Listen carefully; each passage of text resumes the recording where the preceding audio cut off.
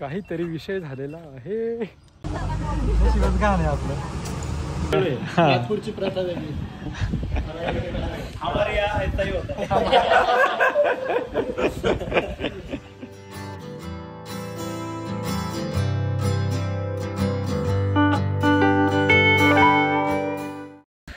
भाई यार 2-3 दिवसापासून टेन्शन होतं. रविवारी ट्रेकला जायचं वातावरण क्लिअर होईल का नाही, कारण 2-3 दिवस झालं पाऊस चालू होता. आणि आज फायनली कसलं वातावरण क्लिअर झालंय बघा. कसला भारी व्ह्यू दिसतंय. टेरेसवरून एवढा भारी व्ह्यू दिसतंय. काय ट्रेकला जायची गरज सांगा बरं मला. पण तरी आज जायचं आपल्याला रेंज ट्रेकला जायचं.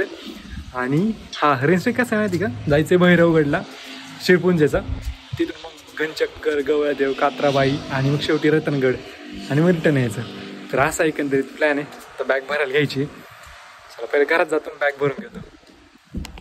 ते बॅग वगैरे भरली आणि लई उशीर झाला होता. सगळी पोरं आल्यात आता. चल येऊ का. सगळी पोरं आले, सगळ्यांना सरबत वगैरे दिला आता. आणि आता निघायचंय. चला झाली तयारी सगळ्यांची.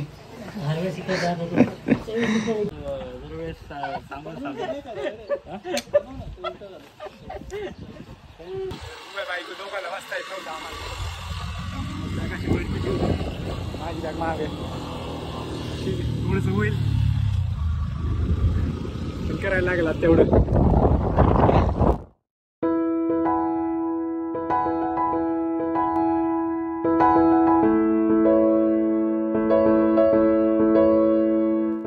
मी सोडून बाकी सर्वजण पुण्यावरनं गाडीवर प्रवास करत आले होते. म्हणून मग आम्ही एका हॉटेलमध्ये वडापाव खायला थांबलो.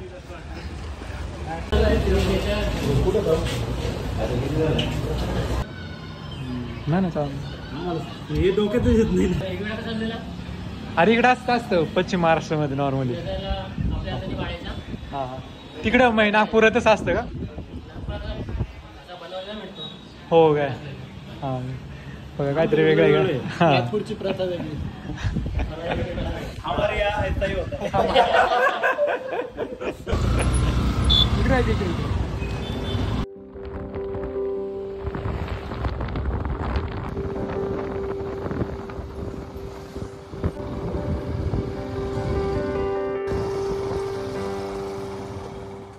तर आता ना आम्ही ओतूरून निघाल्यापासून आता आलो आम्ही लागाच्या घाटामध्ये.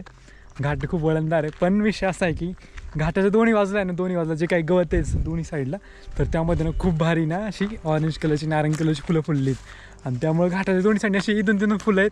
आणि गवत पण आहे. आणि त्यातून आज वातावरण पण लय खास आहे. त्यामुळे लय खास दिसते बघा. हो फुलं दाखवत तुम्हाला.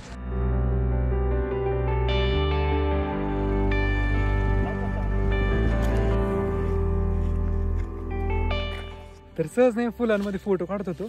आणि फोटो काढता काढता मला नाही लय भारी पोस्ट दिली. मग त्याचे फोटो काढून घेतो तुम्हाला दाखवतो.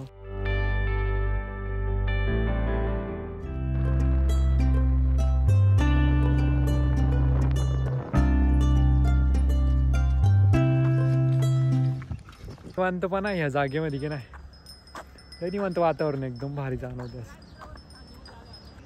हां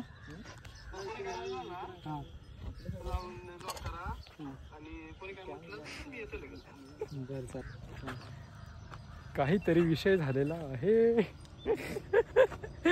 एकच गाडी दिलाय जागा गाडीवाल्याने ज्याच्या पार्क करायचं ते.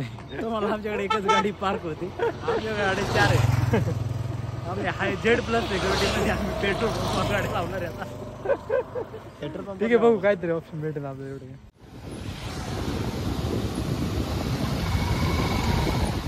राजूरच्या बस स्टँडवर आलो चौकशी करायला. आम्हाला ना ॲक्च्युली शिरपुंजेला मी गाडी लावून इथून शिरपुंजेला बसने जायचं होतं. पण बस नाही आहे बहुतेक. मग बघू आता काय म्हणतात ते.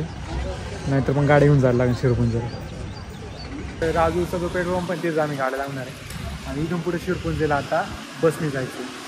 तर बस आहे 6 वाजता. आता 5:30. आणि आता 5:30 जायचे 5 लागते 5:30. राजूरचा पेट्रोल पंप गाडी लावली. पण राजूरला आले असेल त्यांना हा पेट्रोल पंप नाही. काय विद्ली हो बस तिकडे डोक्यात टाईट होतील. दिल्लगर आहे की आपल्याकडे. हां इथे आता ठीक आहे.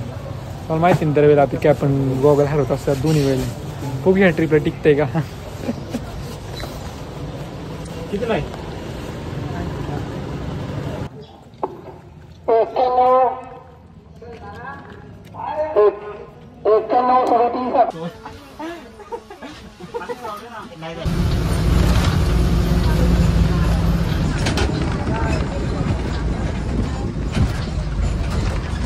अरे इथून असला भारी नजारा दिसतो बाहेर. शूट करायचे नीट आणि काचच निघत नाही एवढे टाईट असं पुढून दिसतो.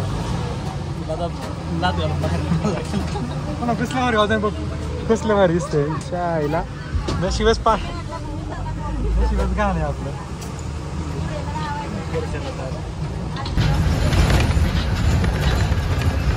हा हा हो का चालेल चालेल ठीक आहे.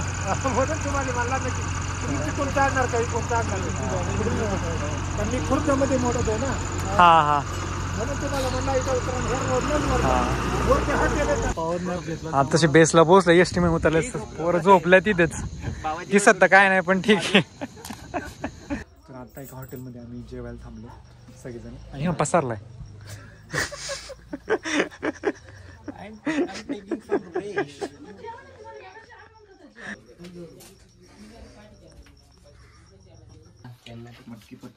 कोणाला कांदा पाहिजे तुम्हाला? आमच्यावर अन्याय झालेला आहे. आम्हाला साधे थाळी दिले, याला चांगली थाळी दिली. स्पेशल थाळी मला अन्याय झाला आमच्यावर. जेवण वगैरे झालं सगळ्यांची आणि आता आपल्याला गडावर जायला निघायचं. एवढ्या रात्रीचे साधारण आता 10 वाजले असतील. काहीच दिसत नाहीये काहीच. तरी पण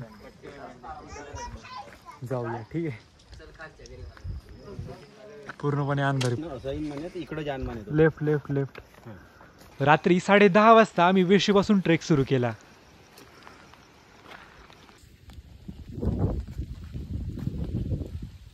याच्यापासून सावधान राहायचं असतं.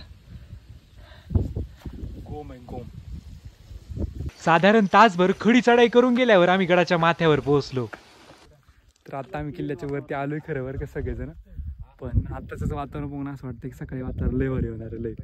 आणि एवढं एक्साइटेड नव्हते बघण्यासाठी. झोपच येत नाही होते का आज रात्रभर. लय भारी होते होते सकाळी वातावरण. सनराईज पण एकदम क्लास दिसणार आणि ढगबिग असले भारी दिसतात. आता याच्यामध्ये मोबाईल मधनं दिसणार पण डोळ्यांना दिसतात. पण सकाळी तर लय खास होणार. आकाश मोकळं झालंय, चांदण्या सगळं दिसायला लागले. बघू आता सकाळी. चला. रात्रीच्या त्या मंद प्रकाशामध्ये सभोवताली पाहून थोडासा अंदाज तर लागलाच होता की सकाळचा सूर्योदय आपल्याला भारी भेटणार. पण सह्याद्रीने आमच्या आयुष्याचा जो सोहळा करायचं ठरवलं होतं ना त्याची आम्हाला जरा सुद्धा कल्पना नव्हती. तर नमस्कार मंडळी, गुड मॉर्निंग. सकाळ झाली दुसऱ्या दिवसाची आणि आम्ही चाललोय सगळेजण सूर्योदय पाहायला. हे नीट चाला बरं का. एवढा गचपानातून चाललोत खरं